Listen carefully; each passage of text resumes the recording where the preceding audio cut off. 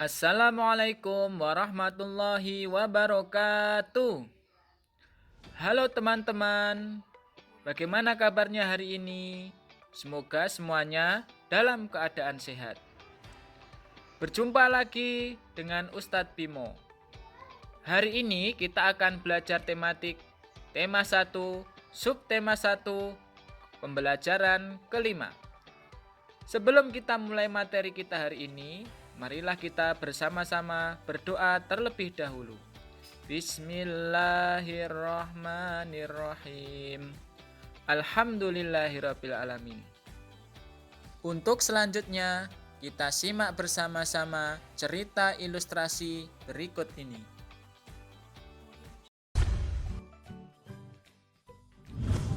Di bawah kandang kelinci, Edo melihat seekor siput yang sedang berjalan perlahan. Edo pun mengambilnya. Kelinci dan siput sama-sama hewan, tetapi gerakannya kok berbeda ya? Kelinci bergerak lincah, berlari, dan meloncat. Sedangkan siput bergerak sangat pelan. Mengapa bisa begitu ya? Guman Edo penasaran.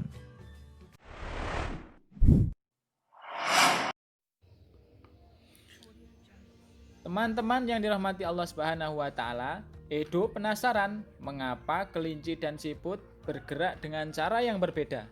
Bisakah kalian membantu Edo menjawab rasa penasarannya? Teman-teman, yuk kita bantu Edo dengan cara mencari tahu perbedaan karakteristik antara kelinci dan siput. Sahabat cerdas, berikut ini adalah perbedaan karakteristik antara kelinci dan siput. Kelinci merupakan vertebrata atau hewan bertulang belakang, sedangkan siput merupakan avertebrata atau hewan tidak bertulang belakang. Gerakan kelinci lincah dan cepat, sedangkan gerakan siput lambat. Organ gerak kelinci adalah kaki, sedangkan organ gerak siput adalah kaki perut. Kelinci bergerak dengan cara meloncat, sedangkan siput bergerak dengan cara seolah-olah merayap. Kelinci tubuhnya dipenuhi bulu halus, sedangkan siput tubuhnya dilindungi oleh cangkang.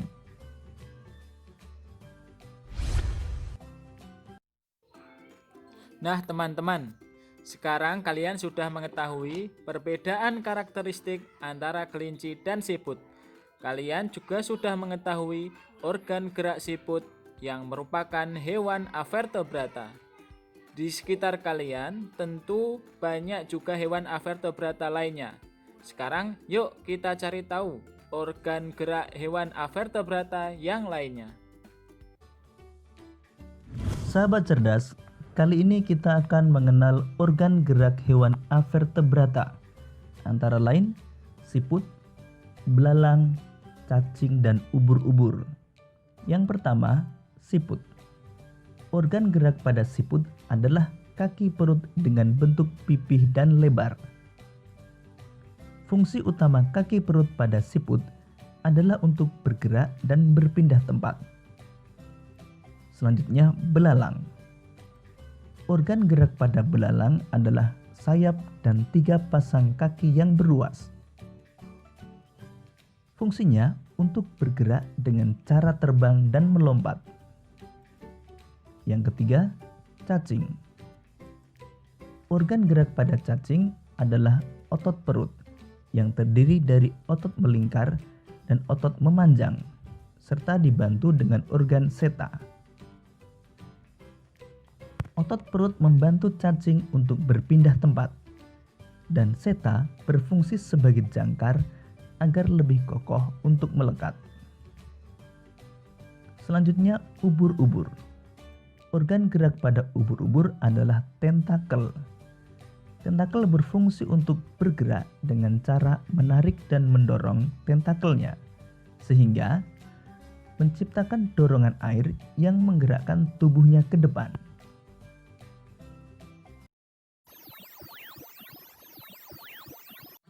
Nah, teman-teman yang dirahmati Allah Subhanahu wa taala, menarik bukan? Belajar tentang organ gerak hewan avertebrata. Sekarang, yuk kita baca bacaan tentang siput bukan hewan yang lemah. Kemudian, kita akan menentukan ide pokok dan kalimat pengembang pada setiap paragraf. Sahabat cerdas, kali ini kita akan menentukan ide pokok dan kalimat pengembang pada bacaan siput bukanlah hewan lemah. Untuk dapat menentukan ide pokok, bacalah terlebih dahulu kalimat demi kalimat pada setiap paragraf dengan cermat, sehingga kita dapat menemukan kalimat utama pada paragraf tersebut. Dan dari kalimat utama tersebut, kita dapat menentukan ide pokok. Mari kita baca mulai dari paragraf pertama. Siput, menurut sebagian orang dianggap sebagai hewan yang lamban dan menjijikkan. Bahkan karena gerakannya yang lamban, tidak jarang orang membanding-bandingkannya dengan kelinci. Siput juga dianggap menjijikkan karena tubuhnya yang penuh lendir. Kalimat utama pada paragraf pertama terletak pada kalimat pertama, sedangkan kalimat kedua dan ketiga merupakan kalimat pengembang. Sehingga ide pokok pada paragraf pertama adalah siput dianggap sebagai hewan yang lamban dan menjijikkan. Paragraf kedua. Sebenarnya, siput memiliki kelebihan dan keistimewaan. Kelebihan dan keistimewaan siput ini merupakan karunia Tuhan yang tidak dimiliki oleh hewan-hewan lain. Apa saja kelebihan dan keistimewaan tersebut? Kalimat utama terletak pada kalimat pertama. Kalimat kedua dan ketiga merupakan kalimat pengembang. Sehingga ide pokok pada paragraf kedua adalah siput memiliki kelebihan dan keistimewaan. Kita lanjutkan ke paragraf ketiga. Siput merupakan hewan yang berjasa dalam penguraian serpihan daun-daunan. Kenapa berjasa? Karena siput memakan daun-daunan dan menjadikannya bagian-bagian yang kecil atau serpihan sehingga mudah untuk diuraikan oleh bakteri pengurai. Jika benda-benda yang besar seperti daun berubah menjadi serpihan dan diuraikan akan bermanfaat bagi kelestarian lingkungan sekitar siput berada. Hasil penguraian yang diawali oleh siput ini akan berfungsi menjadi pupuk alami sehingga tanah pun menjadi subur. Kalimat utama terletak pada kalimat pertama, sedangkan kalimat kedua, tiga, dan empat merupakan kalimat pengembang. Sehingga ide pokok paragraf ketiga adalah siput merupakan hewan yang berjasa dalam penguraian daun. Paragraf keempat, siput adalah sang pengembara yang mandiri. Meskipun siput berjalan lamban, namun siput memiliki stamina yang sangat bagus. Daerah pengembaraan siput pun sangat luas. Pengembaraan siput dimulai sejak siput menetas. Setelah menetas, siput langsung mandiri.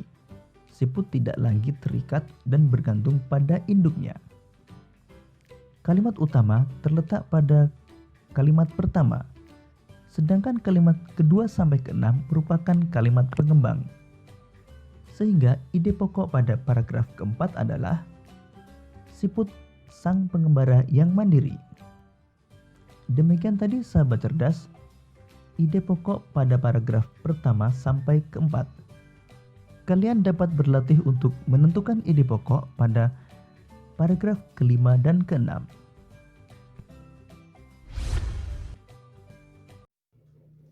Teman-teman yang dirahmati Allah Subhanahu wa taala, kalian telah menemukan ide pokok dan kalimat pengembang setiap paragraf.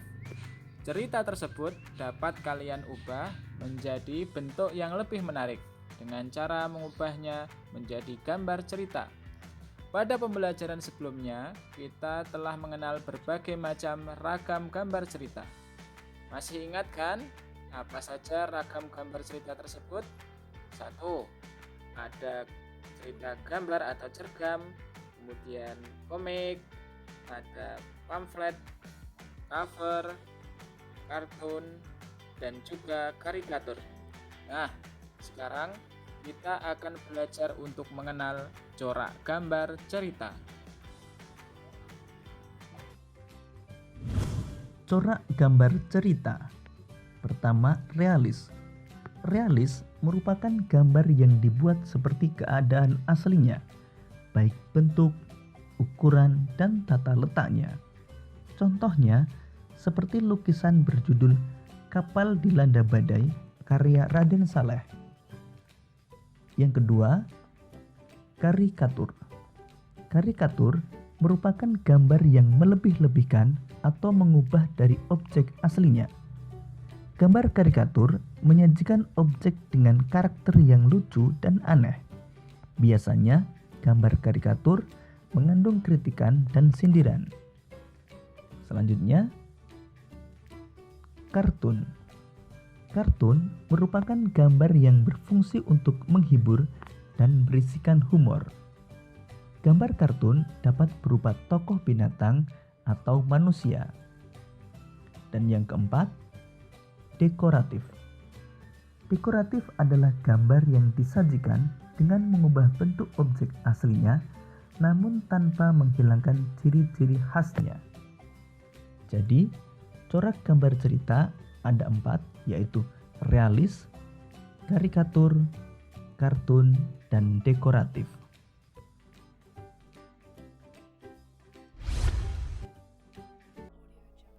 Demikian teman-teman, dimanapun berada, materi kita pada hari ini. Kita tadi telah bersama-sama belajar tentang organ gerak hewan avertebrata, kemudian menentukan ide pokok dan kalimat pengembang, serta mengenal berbagai macam corak gambar cerita. Semoga pembelajaran kali ini menjadikan kalian semangat dalam belajar. Sampai jumpa dalam pembelajaran selanjutnya. Selamat belajar. Wassalamualaikum warahmatullahi wabarakatuh.